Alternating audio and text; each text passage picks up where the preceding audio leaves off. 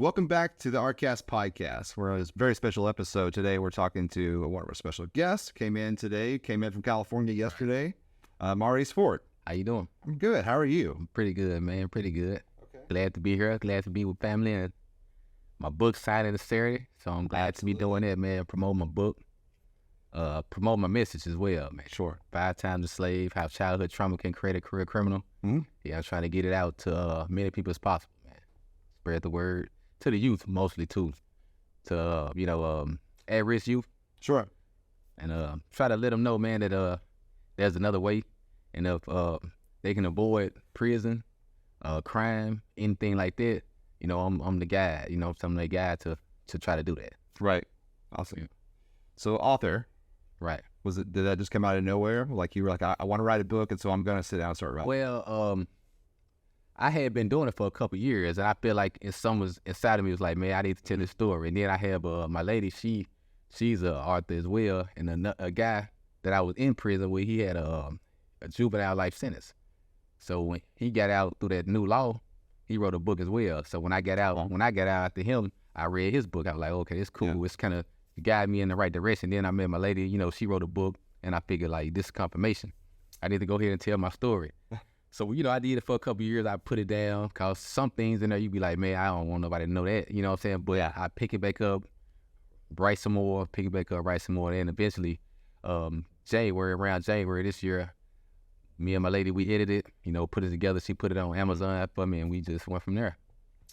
Right. Yeah, you always have to have the support, right? Oh, yeah. There's family members that are helping you out, whatever you're... Yeah, because I just knew how to write it on a piece of paper. Sure. You know what I'm saying? I didn't know nothing about how to edit it.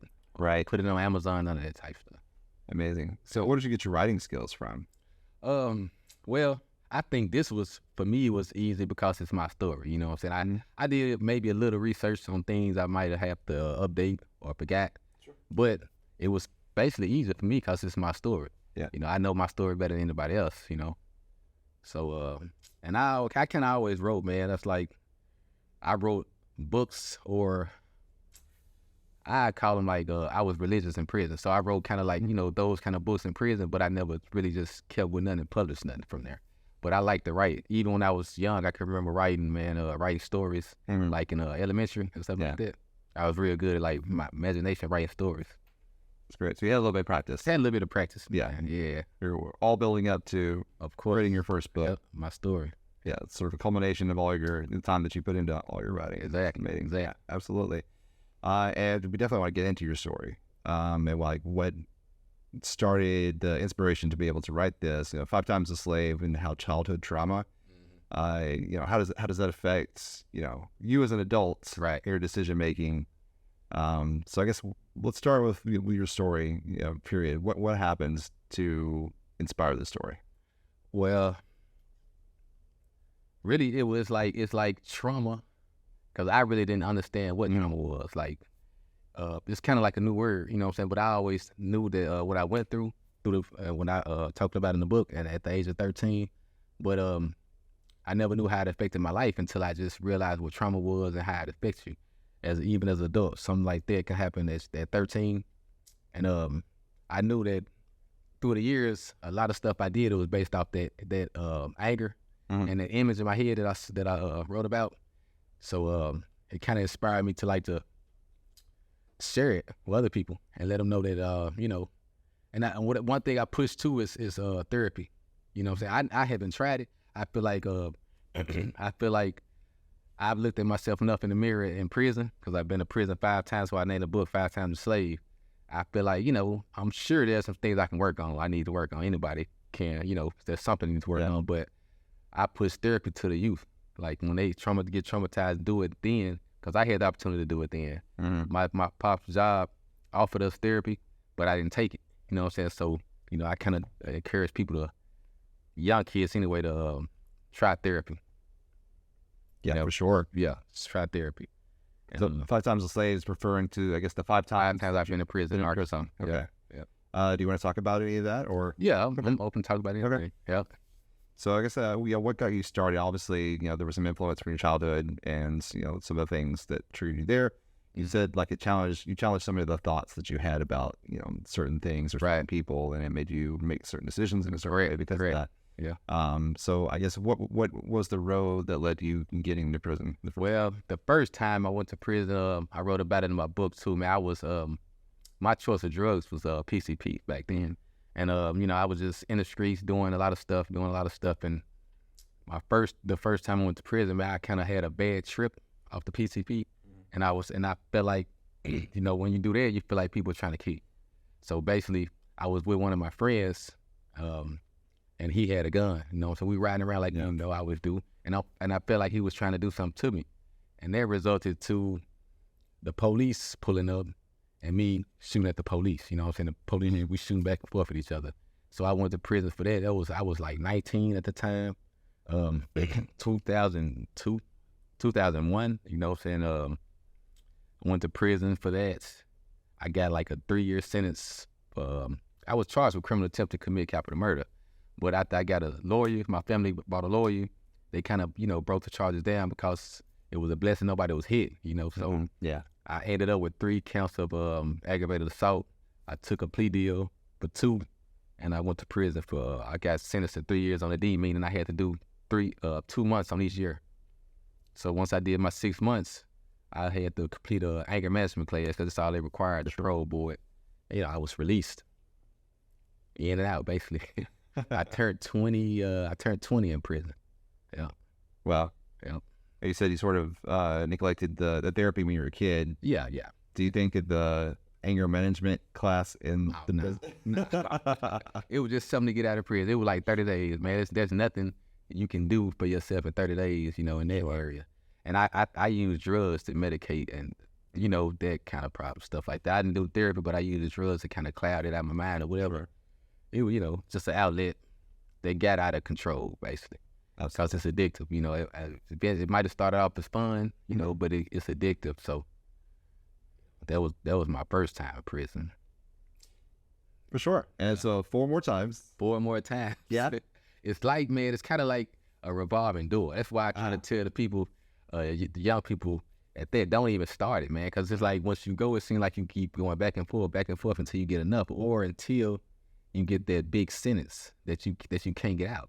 You get a 40-year sentence, you got to do 28 of it. Yeah. I mean, your life is basically over after that. What you gonna do after you being locked up in prison for 28 years? You know, because down here in Arkansas, they giving out time like that. You know, you're doing 70% of your time.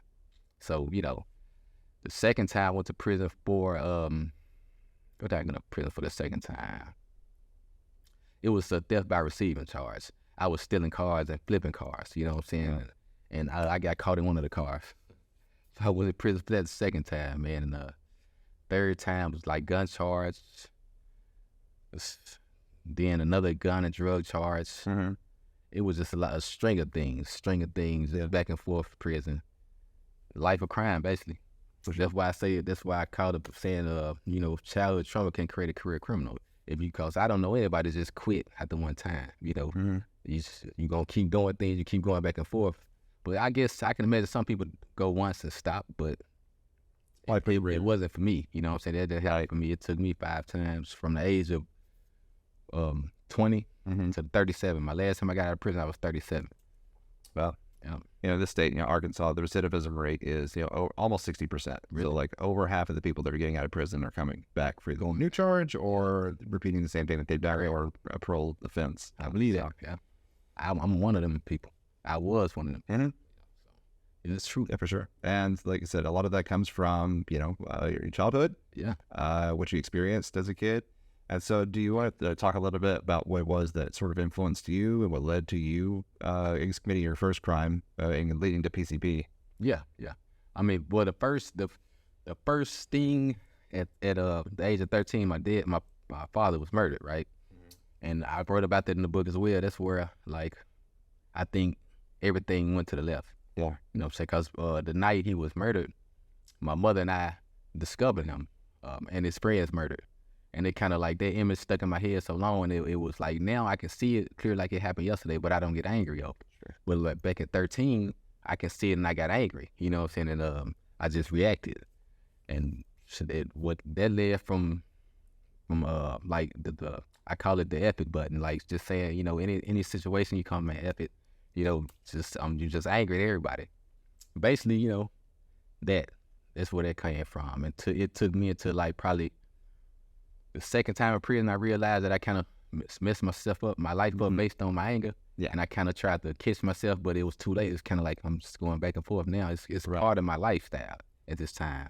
Instead of like something that just happened once, now it's part of me. That's who I am, you know. So it was kind of too late by the end. But I did realize death and understood it better, and realized, you know, it's just I just understood death better, you know, and just things happen, you know. Sometimes things happen to good people, and just keep going. But it was, like I said, it was too late. By the end, I was just lost. I couldn't stop, man. It was just like back and forth.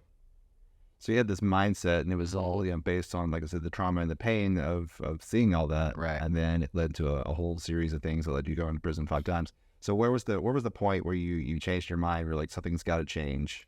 Well, it was a string of things. I say this a lot. It was a string of things, not one thing. Maybe like the last time I was in prison, man. Like when I started going to prison, they was like 2 and 3. You know what I'm saying? And just seeing them grow up, and then I realized that they like hanging around me, they kind of like me, you know what I'm saying? And I feel like I wanted to be not that humble that's always in prison, you know what I'm saying? I wanted to be I wanted to do different, cause you know, and the last time I was in prison, I was in Tucker Unit, Arkansas. So they used to come see me, you know, and my mom used to come see me, and I was just thinking stuff had done. I'm like, man, it's just I'ma never put, like, my mother getting older, nephews getting older, I'm getting older. Like, I'm gonna never put them through this again, man. I'm gonna just stay out, you know what I'm saying, do what I gotta do. And at that time, I knew I was gonna get out and go get my CDL. So I was like, man, I'm gonna just go and get my CDLs and basically just stay gone, you know what I'm saying? Cause sometimes you gotta change with how they see it, people, placing the things. And that's what I did, you know. I can always come back and visit. I don't have to stay here, you know what I'm saying, around the same kind of things I used to be involved in. And it worked out for me, you know what I'm saying? Traveling, things like that. My nephews, my mother, man, my family. And basically, it all boils down to me, you know what I'm saying, my personal choice. I feel like I'd have done it anyway. Yeah. But, you know, other people and things help you come to that confirmation, you know what I'm saying? I told myself one time when I was 20, first time in prison, I was in Born Unit, the wildest maximum security prison. Stabbings, everything, you see everything. And I was like, man, I don't never want to be like these guys in my 40s. They 40 years old, yelling, hollering at the top of their lungs. They stabbing people, doing all kind of stuff. And I'm 20 at the time. They 40. That's not really old. But I said I don't want to be 40 and in prison. But this last time, that dawned on me. I'm 30. I was 37, and I was like, damn, I'm almost like them guys I said I don't want to be like. So that's the thing that made me like, man, I'm through this time. I'm just gonna quit doing everything that I used to do. I don't know what I'm gonna do, but I know I'm not gonna do crime, nothing illegal. I didn't know what the other side of right looked like, you know. So I didn't know what the other side looked like, but I was willing to get out and see, you know what I'm saying, and see and just do all the way right. Cause this last time I went to prison, I had a job, but I just decided to have a gun in my house, you know. So I decided this time not to do anything wrong, not to have a gun. Take myself, forget about that, don't do anything. So that's what I did, man. I didn't want to be like them guys. I promised myself I wouldn't be like when I was 20. Now I'm 37. I was 37 at that time when I got out. And it was harder as well to get out of the prison. This was my 5th time. The parole board kept giving me year to 9. So it was, I'm like, man, look, they tired of me too. I'm tired of being they tired of me. Right. You know what I'm saying? So it's time to stop doing everything illegal and just do everything legal. And see where I end up, you know. For sure. I don't got nothing to lose. I mean, I know what doing illegal stuff will lead me to. It's prison. Right. So, but I never knew what doing, you know. Now, you know, I've been doing good for the last 5 years. Everything good. Me and my lady just bought a townhouse in Los Angeles. Everything basically lining up to what I'm doing, you know. I'm attracting better stuff like that. That's great. Yeah. I'm sure the process of unwinding from all that stuff and getting yourself back on the track that where you wanted to be, right, was probably didn't happen overnight, right? No, I didn't. I mean, well, mentally, man, I think I've been doing it so long, and it kind of happened overnight, though. But, like, I would get out of prison, I would want to do right. I'd do right for a while, then I'd go back. So I kind of had the practice of doing right, but I would always fall back. So this time was different. What this time was, I already knew what was happening if I fall back. So let me just do right and do right and do right and do right. But as far as like when I got out of prison, I went immediately to the commercial CDL school in Pine Bluff. I went like the next month I went there. So I went straight from prison to there. That got for 3 weeks, got my CDLs. And at the time, jobs was closing the doors in my face because they was like, well, you haven't been out long enough. We require 5 years, some 7 years. So, you know, with them little times, little spaces, I'd be like, man, forget it. But then I'd be like, nah, it ain't, I already know, it's just a thought. You know, it ain't, I'm not going to do it. It's just a thought. Until that one, you know, keep putting in applications to that one company gave me a chance. And from there, it's just been, I haven't been jobless since. Yeah. Yeah, amazing. So you wrote your book, and now you're using that to come back to Arkansas. I know you said like you had to change sort of your people, your places, your things. Correct. So like Arkansas was your grounds for all that, but now you're coming back, right? And now you've written a book about your story and how to influence the youth to be, hey, be better than what I was. Right. You know, do this better. Yeah. What's that been like? Well, it's been easy to me, man, because when I come, I do what I'm supposed to do. You know what I'm saying? I don't be what I don't supposed to be. You know what I'm saying? So it's kind of easy for me. Yeah. You know, so what I would like to do, you know, is get into like public speaking to the youth and things like that. When I'm down here or anywhere, you know, like in California, in LA, I'm a mentor for a group called Concerned Black Men in Los Angeles. We mentor the youth. So I would like to get into something down here, you know, when I come down or you know, if they request me come down and do some public speaking to the youth down here, because what I be seeing on the news and stuff like that, man, it's kind of wild out here, you know. And I'm sure it happened in LA. I'm sure it do, but like it's like I'm there every weekend because I work Monday through Friday. I'm on the road, maybe Arizona or something, and I'm there every weekend. But it's kind of more like it hits different. It hits different when it's here because I'm from here. You know what I'm saying? And sometimes I know the people that's involved, and you know, stuff like that. I know somebody they know, things like that. And it's kind of where I started, and I feel like I kind of need to do my part here. You know, not saying I need to clean up the streets and that, but like, you know, just do my part here because this is where it started with me here. Sure. Yep. So you never know who you're gonna reach. But exactly. Yeah. If somebody had interjected in your life and you're that young, and had you know, so much up. And I feel like, you know, I'm the type of person, I believe that I believe prison is needed, though. I'm just be honest. I believe prison needed because I needed it. I believe a lot of people out here need it. You know, because it's sometimes when you already in that life, ain't nothing nobody can say to you. Because people try to say stuff to me from time to time, but I just didn't. You know, I wasn't trying to hear it then. But now I know, I understand it now, and I recited those things in my mind plenty of times when I was in prison. Things people tried to say to me. You know what I'm saying? But at the time out here, I wasn't even trying to hear it. So I think a lot of these people out here now, you know, you can be there for them, but they need prison to get that, to be away from the distractions out here. Then we need to go to them and try to get to them, you know what I'm saying, after they there, because out here, they're not going to hear us. They might hurt you, trying to talk some stuff, you know what I'm saying, trying to talk good to them. So there, we need some kind of system or program we can implement that go to them there and try to talk to them and have resources for them, you know. That's what I believe. That's how I believe it can happen better. That way, when they get out, they have better options than to go back to what they was doing. For sure. Like you said, in LA, hearing about Little Rock, you know what I mean? It's wild out here. That kind of struck with me. And it's like, because we think of I guess Arkansans, so yes, they'll think of like LA. That's wild, you know what I mean? But you're like, I'm here about Little Rock. Right. I'm hearing more about, And, you know, because I guess, you know, I'm sure things go on there because I hear stuff, you might just hear shots, you know, go off or whatever.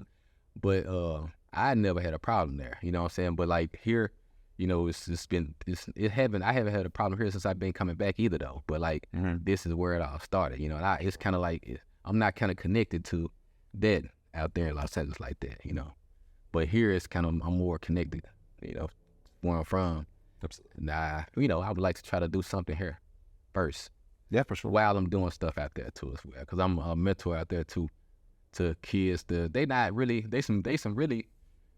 not at risk. I don't think they are some real good, smart, intelligent kids. But the thing is to keep them that way. You know what I'm saying? Keep them from, because they from the hoods and stuff like that. So they got a lot of negative influence. My goal is to keep them like on the right track. Do what I can do. Share what I can share with them to let them know that, you know, I've been there.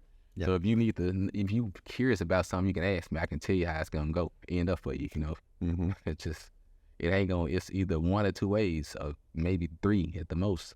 Right. It ain't a positive way. Nothing positive gonna come out of it. Yeah, for sure.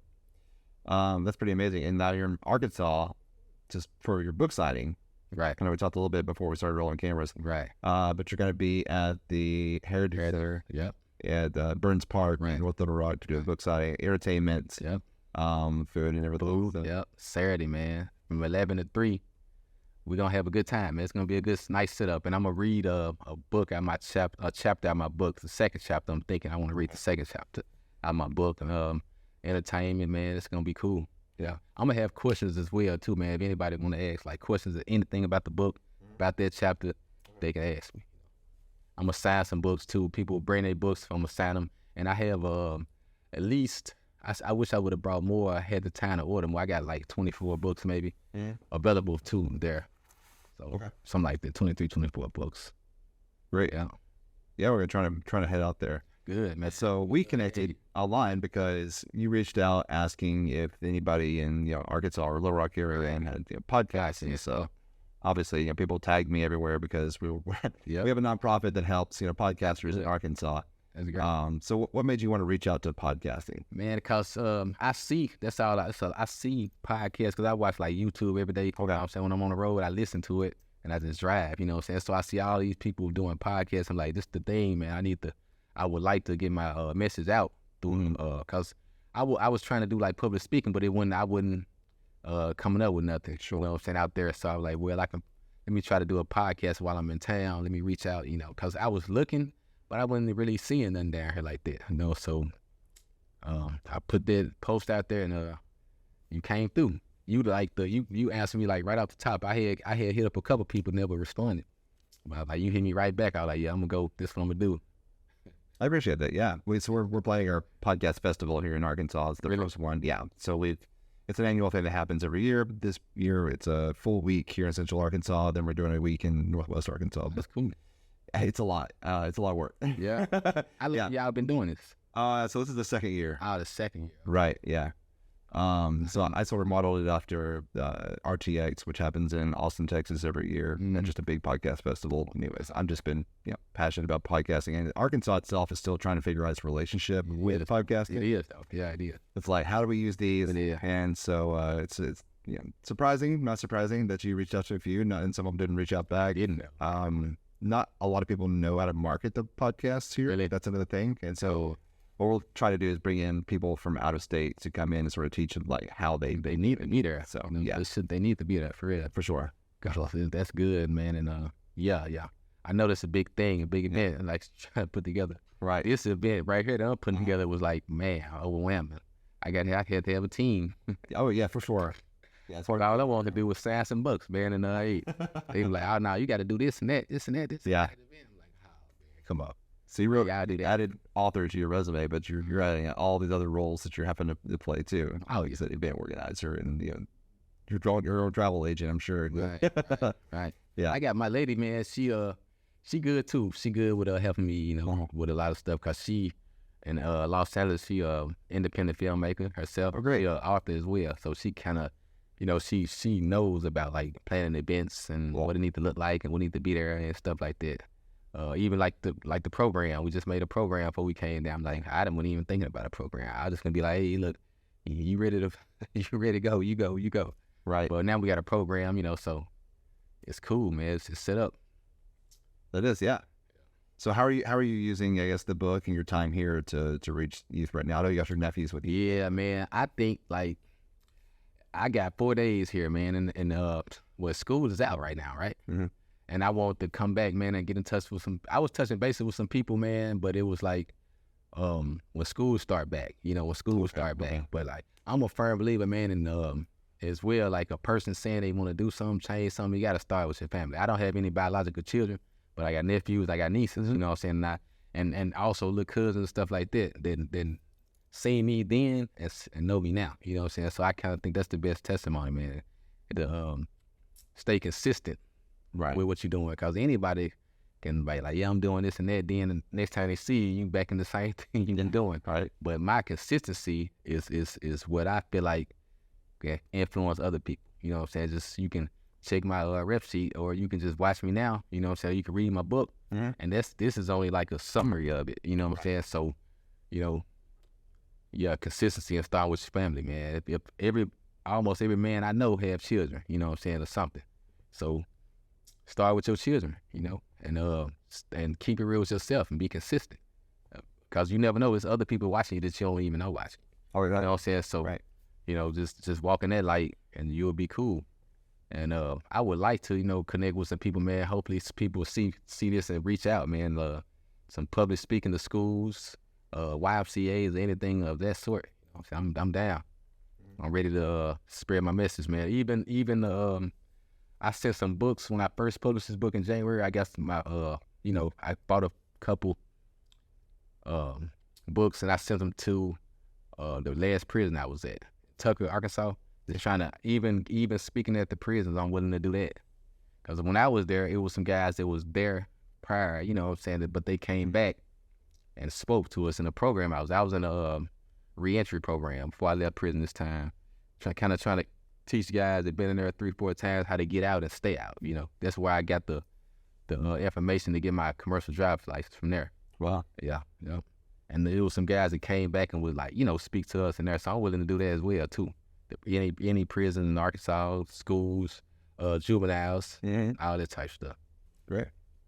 Oh, is there anything we didn't hit on that you want to bring up?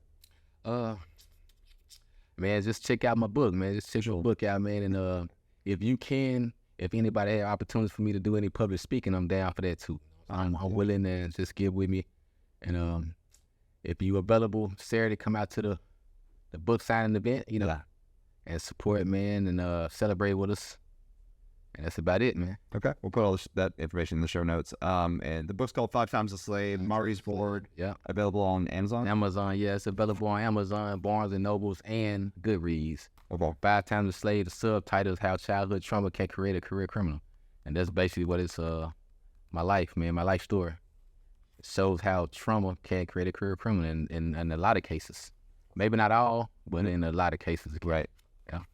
Well, if somebody wants to keep up with you, because I'm sure they want to, where can they do that online? You can find me at Maurice, capital E, capital L, on Instagram and Facebook. Yep, Instagram and Facebook. So the best place to reach you if somebody wants to have you as a speaker? Yeah. I'm gonna give you my can I give you my number? Oh, yeah. I'm gonna give y'all my information as well, man. If you can't reach me on Facebook or Instagram, my phone number is 501-297-5515. You can always reach me there. Always. All right, great. Well, it was nice meeting you, Maurice. Thanks for having me, man. Yeah, for sure. Yeah. The ArtCast podcast is brought to you by the Arkansas Podcast Collaborative. ArtCast is the Arkansas Podcast Festival, and it is going to be happening throughout September. That's right, September 1st through the 6th, we'll be hosting free workshops across Central Arkansas, and on September 7th, we will have the main event of ArtCast 2023 at the Innovation Hub once again. On September 20th, we're taking the festival on the road to Northwest Arkansas, where we will be hosting a podcast workshop at the Fayetteville Library, and the next day will be our very first annual ArtCast NWA. Tickets, reservations, and sponsorships are available at arkansaspodcasters.org.